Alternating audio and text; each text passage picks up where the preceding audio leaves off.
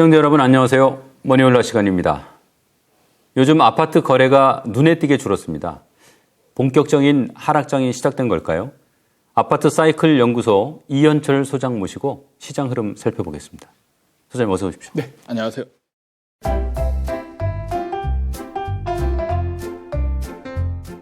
아이고, 오늘 비가 많이 왔어요. 네. 고생하셨겠네요. 이게 이제 집 가진 사람, 집 없는 사람, 네. 시장 보는 시각이 참 다 다른 것 같아요. 그렇죠.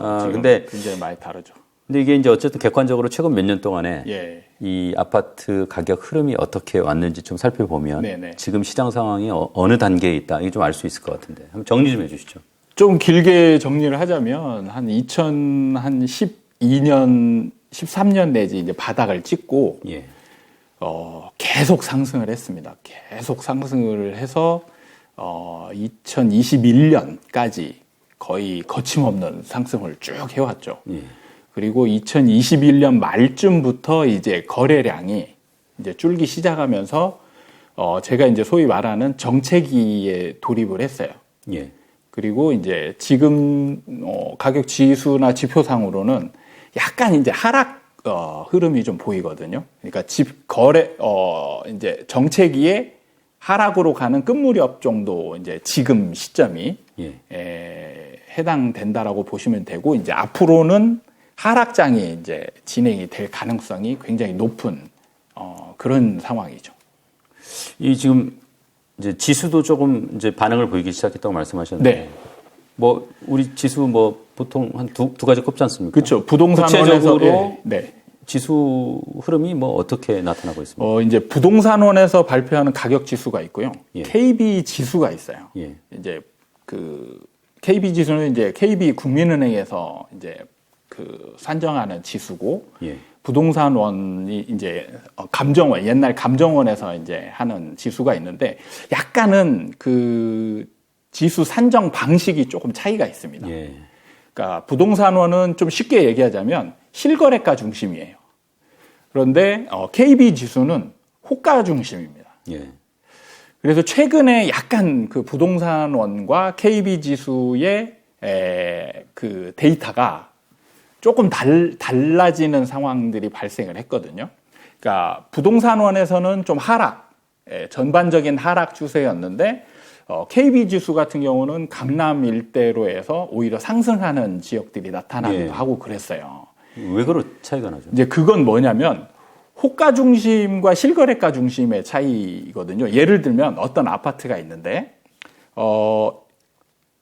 매도자들이 실거래가보다 호가를 굉장히 높게 거의 담합을 하다시피 해가지고, 예를 들면 이제 실거래가는 10억인데 한 13억, 14억 정도에 다 매물이 나와 있어요. 그러다가 이제 만약에 그 정부에서 이 지역에 재개발 재건축을 좀 추진하겠다, 이런 뉴스가 딱 발표가 되잖아요. 그럼 여기에 있는 매물들의 호가를 더 올립니다. 더 올리고, 문제는 매수자들은 쫓아가서 사질 않아요. 그냥 멈춰 있는 상태입니다. 그럼 거래가 일어나지 않거든요. 그럼 이런 거는 부동산원에서는 지표로 포함이 안 돼요. 실거래가 중심이니까. 근데 KB 지수는 상승으로 표현이 됩니다. 상승으로. 그래서 최근 같은 경우에 이제 좀 서울 같은 경우 이제 재개발 재건축 그 정부, 이제 새로운 정부가 나타나면서 그 재개발 재건축 이슈에 대한 분위기가 좀 달아오른 경향이 있잖아요. 근데 거래는 안 일어났는데 호가가 많이 올랐었거든요. 그러면서 이제 KB 지수는 약간 상승 흐름에 있다가 그마저도 지금은 이제 거의 꺾여가지고 이제 좀 늦게 꺾인 거죠. 부동산원 같은 경우는 이제 실거래가 중심으로 하다 보니까 금매 거래 위주로 나타나는 데들이 이제 지수에 포함이 되고 해서 하락 지수가 나타났고, KB 지수 같은 경우는 조금 더 이제 늦은 그런 감으로 지수가 지금 나타나고 있습니다. 이제 호가도 좀 낮아지는 그런 단계까지 온 거군요. 아까 이제 본격 하락장이 이제 곧 시작될 거다라고 말씀하셨는데, 짧게 언제면 확실하게 느낄 것 같습니다.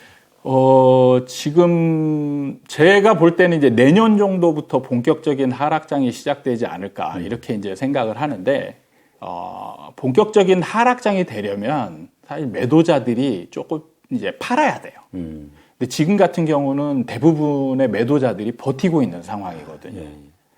그러면은 매도자들이 어떤 계기로 인해서 이제 팔게 될까? 그러려면은 일단 매수자들이 안 사는 거를 계속 버텨야 되거든요. 그냥 끝까지 안 사면은 이제 매도자들이 조금 이제 뭐랄까 이제 분위기가 좀 전환되면서 이제 급매물 내놓는 사람들이 늘어나는데 사실은 그 힘도 좀 약하긴 해요. 근데 이거를 변화를 주는 게 있어요. 그게 뭐냐면 바로 이제 분양 시장에서 미분양이 조금씩 생기고 늘어나게 되거든요. 그러면은 이제 매도자들이 버티지 못하고 이제 급매물을 내놓게 되는 그런 상황으로 이제 가게 되는 거예요. 예. 이제 그 문제는 뭐 뒤에서 조금 더 자세히 살펴보겠습니다. 네, 네. 어쨌든 이제 지금 본격 하락을 앞두고 뭐 줄다리기 정체기 네. 뭐 그 정도로 이해를 했습니다. 제가 보기에 이제 뭐 요즘 시장 가장 큰 특징하면은 뭐 거래량이 아예 그냥 그렇죠. 씨가 말랐다. 네네. 거래 뭐 절벽이죠. 이런 걸로 보이는데 네네. 뭐 어느 정도입니까? 거래 절벽 상황이 굉장히 심각한 상황입니다. 좀 과거랑 비교를 해서 좀 네, 지금 이번 달 7월 달, 예. 지금 이제 8월인데 예. 7월 달 거래량이 서울로 치면 448건이 나왔어요. 그 어느 정도입니까 그게? 그러니까 이게 감이 안 오실 수도 있는데 예. 올해 2월 달에 사상 최저치, 지금까지 부동산 거래량 데이터를 작성한 이래로 예. 사상 최저치를 기록한 게 올해 2월 달이거든요. 예. 2월 달에 813건이 나왔어요. 아. 근데 이게 사상 최저였어요. 그러면 이게 어느 정도냐? 사실 매매 평균치는 월별 평균치는 약 5천에서 6천 건 사이 정도 됩니다. 와. 근데 이제 800건대로 줄었고 7월 달은 더 줄어서 이제 400건이 된 거예요. 평균에 한 10분의 1 정도 수준. 예. 그거를 구체적으로 이제 좀 비교를 해보자면 작년하고 좀 비교를 해보면 예. 작년 2월 달에 3,836건이 거래가 됐고요. 예. 근데 이제 올해가 816건. 예. 그 다음에 이제 7월 비교하자면 7월에 작년에가 4,680건. 근데 지금 448건. 진짜 10분의 1로 줄은 거예요. 그 다음에 이제 이게 그래도 뭐 작년 같은 경우는 좀 상승장이다. 이렇게 예. 치고 이제 뭐 본다라면 그러면은 예년에 가장 거래량이 작았던 시점. 그거랑 비교를 해보면 보통 한 2012년 정도가 이제 거래량이 가장 최저치거든요. 예. 거래량 최저치가 2월에도 3,948건이 있었어요. 근데 7월에 좀 많이 줄었거든요. 7월에 2,149건. 그러니까 가장 적었던 그 해보다 지금 거의 5분의 1 수준으로 줄어든 상황인 거죠. 뭐 거래 절벽이라는 말이 정말 네. 맞는 말인 것 같은데 네. 이게 뭐 이렇게 절벽이 된 이유는 뭐예요? 일단은 지금 제가 이제 정책이라고 표현했잖아요. 예. 서로 다른 방향을 보고 있어요. 네, 그러니까 매도자들은 아직도 상승에 대한 기대치가 좀 남아 있습니다. 그래서 다 싸게 팔려고 지금 하질 않고 있어요. 예. 그래서 호가를 높여놓고 버티기 하고 있는 중이고 매수자들은 이제 거의 살 사람은 웬만한 사람들은 다 샀고 예. 이제 사고자 하는 사람들도 이 가격 부담 그 다음에 이제 요즘에 나타난 금리 급등기 이런 요인들이 이제 접목이 돼가지고 매수를 아예 이제 지금 꺼려 하고 있는 중이죠.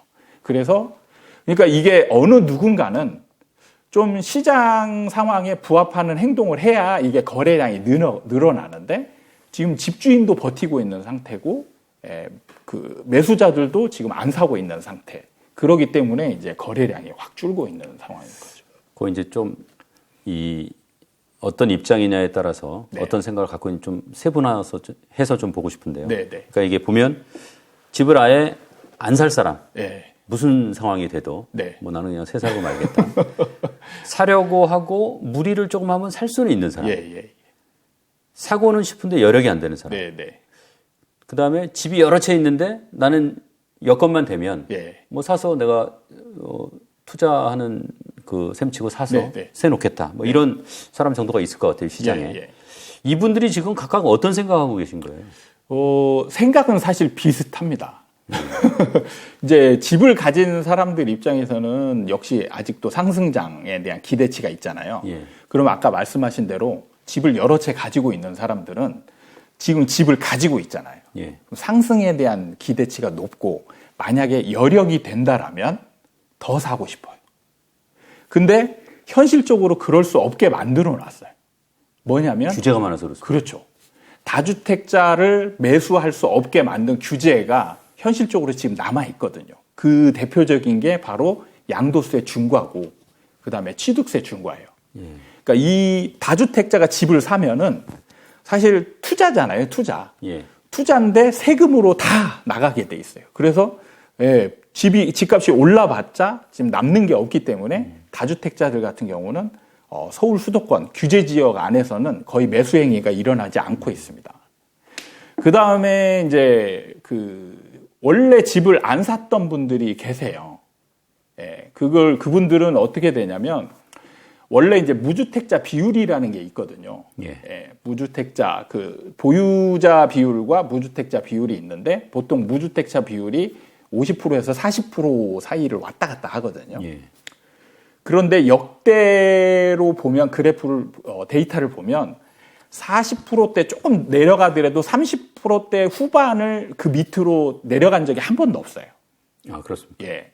그 얘기는 뭐냐면 무주택자 중에 그 전체 국민 중에 39% 정도는 집을 절대 안 사는 그 거죠. 정도 비중은 아예 집을 아예 안 산다 이거네요. 그렇죠. 어떤 경우든. 예.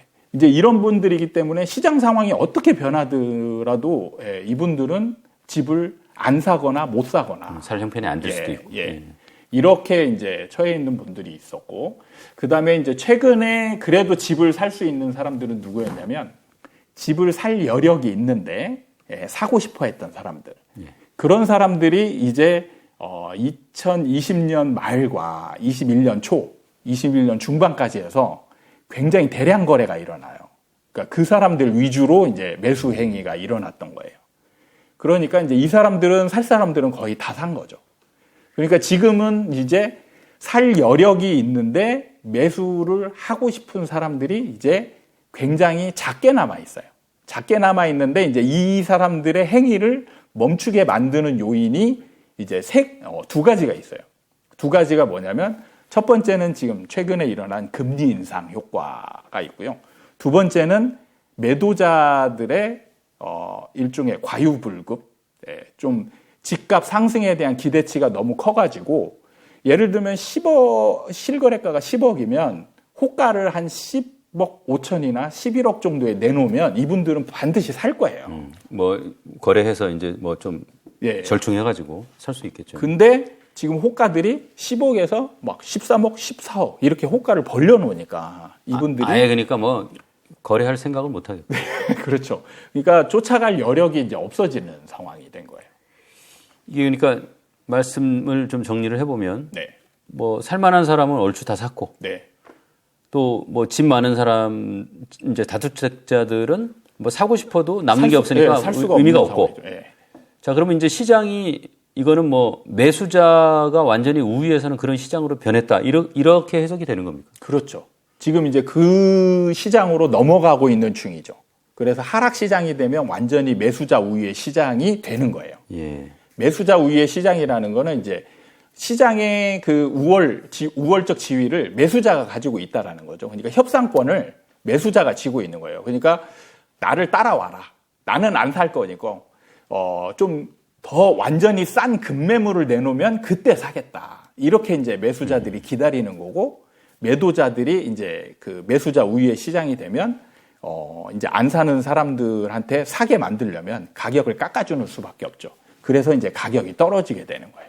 이게 그러니까 이제 이런 시장의 변화가 그나마 이제 그래도 여건 되면 집 사겠다라고 생각하고 있는 사람들한테도 집값이 앞으로 많이 떨어질 거다라고 하는 아니면 최소한 떨어져야 안 사겠다. 뭐 이런 심리의 변화를 일으키겠네요. 그렇죠. 그러니까 이제 또 변수가 있는 게 미분양이 생기잖아요. 예. 그러면은 이제 금매가 나와도 잘 안 사요. 금매가 나와도. 그래서 지금 대구 같은 경우가 지금 딱 그 상황이거든요. 예. 대구는 지금 미분양이 굉장히 누적이 많이 되어 있고, 이제 집값 전체적으로 하락하는 추세고, 매물도 많이 나왔고, 이러니까 매수자들이 이제 어떤 걸 사야 되는지 이제 선택권이 굉장히 많아진 거죠. 그러니까 굳이 빨리 살 필요가 없어진 거예요. 네. 그러니까 자꾸 뒤로 시간을 미루는 거죠. 사는 타이밍을. 이 사람은 아예 안 살 사람들은 아닌데 자꾸 뒤로 미루는 거예요, 시간을. 그럼 이게 처음에는 뭐 그냥 한 몇 달 지켜보는데 나중에 되면 굳이 내가 안 사고 기다리니까 집값이 더 떨어지네. 이렇게 되면은 1년, 2년 더 기다리는 거죠. 이런 식으로 이제 진행이 되는 거예요. 그게 지금 이제 거래량이 완전히 씨가 마른 중요한 이유고요. 네. 이제 본격 하락 전 마지막 이제 정책이라고 보시는 건데. 네.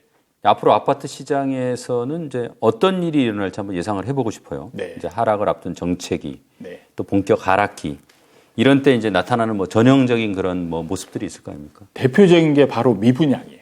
분양 시장에서 미분양이 나타납니다.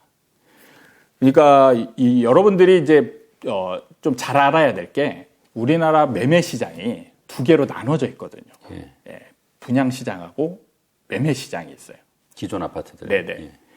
그러면은 일반 매매 시장에서의 공급은 아파트 보유자들이 팔려고 내놓는 게 공급이거든요. 예. 이것들은 약간은 그 시장 상황이나 아니면 심리적인 상태에 따라서 팔까 말까를 고민하면서 저울질하는 사람들이에요. 그래서 지금 같은 정체기가 되면 정체기가 되는 이유도 이분들이 아직 하락 추세로 가고 있는데도 버티고 있는 거거든요. 근데 다른 일반 시장에서는 이런 일이 없어요. 그냥 막 매물이 쏟아지거든요. 예. 그러니까 그냥 하락으로 쭉 가는데 부동산은 약간 특이한 거죠. 그래서 버티는 거예요. 근데 분양시장은 특이한 게 매수자들이 안 사잖아요.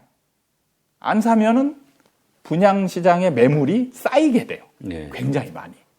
이거는 분양시장의 공급은 팔까 말까 고민하는 물건이 아니고 무조건 팔아야 되는 물건이거든요. 건설사들은 무조건 팔아야 되는 거예요. 그러니까 안 사면은 쌓이는 거예요. 그래서 미분양이 쌓입니다. 미분양이 쌓이면 이제 매수자들은 어떤 고민을 하냐면 일반 아파트를 살까 분양 아파트를 살까 이 고민을 하게 되죠. 근데 대부분은 지금까지 보면 우리가 새 아파트 분양권을 사면 더 많이 오르고 이런 거를 지금 상승장에서 경험을 했단 말이에요. 근데 이제 새 아파트가 더 좋은 거라고 판단을 하고 있는데 새 아파트가 안 팔리는 게 누적이 되잖아요. 예. 그러면은 이게 뭐지? 이렇게 생각을 하는 거예요. 그래서 일반 아파트보다 얘를 살 수가 있는데 얘는 계속 미분양이 누적이 되니까 지켜만 보고 있는 거죠. 지켜만 보고 빨리 가서 살 필요가 없어지는 거예요. 그러니까 자꾸 매수자들이 관망으로 변하는 거예요. 그게 이제 바로 하락의 본격적인 시그널이 되는 겁니다. 그리고 이제 하락장에 진짜 좀 많이 진행이 되면 나중에 뭐가 생기냐면 준공후 미분양이 생겨요. 그러니까 지금 생기는 미분양은 이제 집이 없는 상태에서 우리가 시작할 때 우리가 흔히 선분양할 때 그죠. 선분양하기 때문에 그냥 분양권이라는 이름만 가지고 있는 뭐 어떻게 보면 딱지죠, 딱지. 예. 딱지를 사냐 안 사냐 이게 이제 안 사면 미분양이고 이건데 준공후 미분양은 뭐냐면 아파트를 다 지었어요. 3년이 지나가지고 다 지어서 이제 입주를 할 예정이에요. 예. 입주를 하는 상황인데 안 팔린 물건이 있는 거죠. 아직도. 그러면 이게 이제 하락을 가속화시키는 역할을 해요. 그러니까 이 입주 미분양이 생기면 어떤 상태가 되냐면 이제 분양권, 이 아파트의 분양권은 마이너스 프리미엄이 생겨요. 마이너스. 왜냐하면 안 팔린 물건이 있기 때문에 이제 마이너스가 생기거든요. 예. 마이너스가 생기면 이제 계약자 중에 일부는 포기하고 싶은 계약금 10% 들어갔으니까 계약금 10% 내가 포기하고 나 그냥 끝내겠다 이렇게 이제 시도하는 사람들이 있는데 건설사들은 그걸 안 받아줍니다. 그러면은 이제 이미 10% 포기하려고 마음 먹었잖아요. 그럼 시장에 내놓을 때 10%보다 더 싸게 내놔야 이제 팔리는 거죠. 이런 식으로 악순환이 되는 거죠. 그러면은 이제 이분들이 기존 원분양자들이 일종의 패닉 상태에 빠지게 돼요. 잔금을 치르기가 굉장히 어려운 상황이 됩니다. 그러니까 마이너스 프리미엄이 되면 이 아파트의 전체 가격이 떨어지는 거잖아요. 그럼 대출을 받을 때 떨어진 가격 기준으로 한도가 정해지거든요. 예. 그러니까 원래 예상했던, 예를 들면 대출을 한 60%만 받으면, 분양가의 60%만 받으면 내가 나머지 현금 이제 계약금 10%, 나머지 잔금 30% 이렇게 준비를 한단 말이에요. 예. 근데 대출이 60%가 안 나오는 거죠. 한 40% 정도밖에 안 나오는 거예요. 가격이 떨어졌으니까. 그러면은 현금을 내가 보유해야 될 비중이 이제 잔금 때 50%가 된단 말이죠. 그러면 20% 정도를 추가 마련을 해야 되는 거예요. 예. 그 돈을 갑자기 입주할 때 갑자기 마련하기가 어렵잖아요. 그러니까 이제 기존 보유 주택을 빨리 급매로 팔아야 되기도 하고, 아니면 전세를 빨리 맞추기 위해서 막 서로 경쟁해야 되는 상황들이 벌어지는 거죠. 이때는. 그래서 이제 아파트 가격이 이때 뚝뚝 떨어지는 거예요. 그러면은 주변 그 아파트를 포함한 그 주변 지역들이 거의 이제 집값들이 다 떨어지는 거죠. 이게 지금 머니올라는 뭐 전국에서 다 보시니까 네. 뭐 자기들이 이제 사는 동네에 좀 궁금할 거란 말이에요. 전국적으로 이렇게 지역별로 지금 상황 좀 한번 구분해서 좀 설명 좀 해주시죠. 지역별로 보자면 지금 이제 서울 수도권, 제가 이제 주로 얘기하는 시장은 서울 수도권 시장이고요.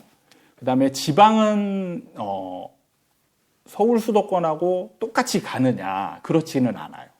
약간씩은 도시별로 각 지역별로 그 사이클 자체 사이클이 조금씩 다르거든요. 지금 대표적으로 올라가는 지역이 있습니다. 아, 지금이요? 네. 지금 같은 상황에도 올라가는 지역이 있어요. 지금 지표상으로 보면 강원도하고 전북 지역이 올라가고 있습니다.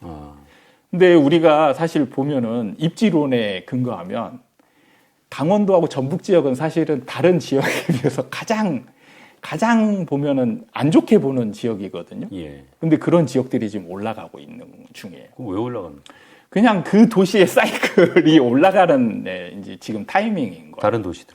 그리고 지금 이제 대구는 누구나 다 알고 있듯이 지금 가장 먼저 전국에서 이제 가장 먼저 하락한 지역이고, 규제 지역을 풀어도 지금 그 소용이 없는 그런 상황. 미분양도 있고 마이너스 프리미엄까지 네, 나왔고 네, 뭐 그런 뉴스는 봤습니다. 네.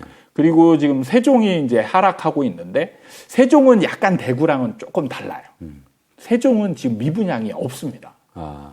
아예 제로예요. 그래서 지금 정부가 세종을 규제 지역에서 뺐잖아요. 해제하는 데서 뺐거든요. 그 이유가 바로 미분양이 없기 때문에 그래요. 그러니까 세종 같은 경우는 만약에 규제 지역을 완전히 대구처럼 해제를 해주잖아요. 그러면 다시 올라갈 수 있는 그래서 규제를 다 해제를 못 해준 거군요. 그런 지역이기 때문에 지금 해제를 하지 않았다, 이렇게 보시면 되고, 근데 규제를 해제하지 않았기 때문에 어느 정도 이제 하락 추세가 좀 지속될 걸로 보이고, 그 다음에 이제 5대 광역시들이 이제 있잖아요. 그 도시들은 제가 볼 때 이제 시간차를 두고 조금씩 지금 분위기가 이제 가장 빨리 다운된 데가 대전이고, 그 다음에 이제 부산도 서서히 조금씩, 아직 분양 시장은 부산 같은 경우는 조금 열기가 아직 남아 있는데, 일반 시장은 지금 이제 거의 정체기 및 약간 하락장으로 지금 넘어가는 상황으로 보여지고요. 나머지 이제 도시들은 아직 이제 좀 뭐랄까 완만한 이런 이제 그 지수를 나타내고 있으니까 이런 데들도 이제 추가적으로 하락하지 않을까, 이렇게 봐집니다. 그런데 이제 광역시를 제외한 일부 중소도시들은 좀 올라갈 수 있는 지역들이 또 있어요. 그런데 구체적으로 언급하면 이제 또 약간 시장을 왜곡시킬 수 있기 때문에 언급은 하지 않고, 이제 각자 도시별로 사이클이 다르다라는 것만 이제 인지하고 있으면 되지 않을까 싶어요. 요새 이제 뉴스 보면은 좀 헷갈릴 때가 있어요. 네네. 그러니까 어디는 뭐 신고가 경시한 데가 있다, 이런 데가 있고, 또 어디는 뭐 몇 억씩 떨어졌다. 이 뉴스가 막 혼재해 있더라고요. 네. 이런 상반된 뉴스들이 왜 나오는 겁니까? 이거는 정책에서 나타나는 전형적인 현상입니다. 그렇습니다.